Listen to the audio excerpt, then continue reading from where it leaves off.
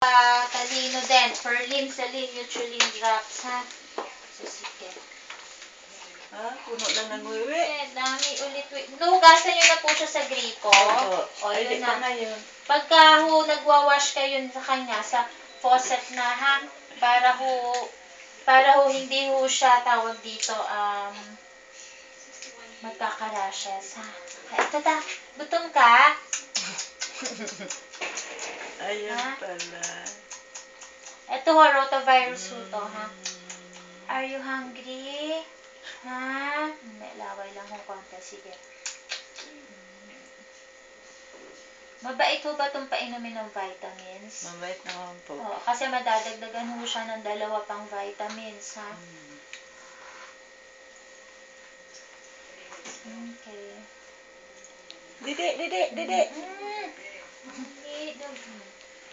Hindi po pala, doktora, injection yung yung rota. Hindi. Oo. Yung isa lang ang injection, yung Hepa B. Hindi. Akala nyo parehong injection. Hindi ho, oral ho ito. Doon ho ba nag-alala mami niya? Hindi.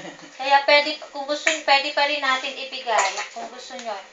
Pagbalik na lang. O, sige. Hindi. Isa lang ho ang rota ho oral. Ayun, may stuffy nose lang ho siya. Nililinis nyo ba yung ilong? Nagsuka. Busog ho pa siya? Busog. Ay, di bale, marami pa ho yung vaccine, ha? Mamaya na lang ho muna. Ipahinga na muna natin siya. Ito, marami pang vaccine, ha? Kaya pala, akala ko stuffy lang ang ilong.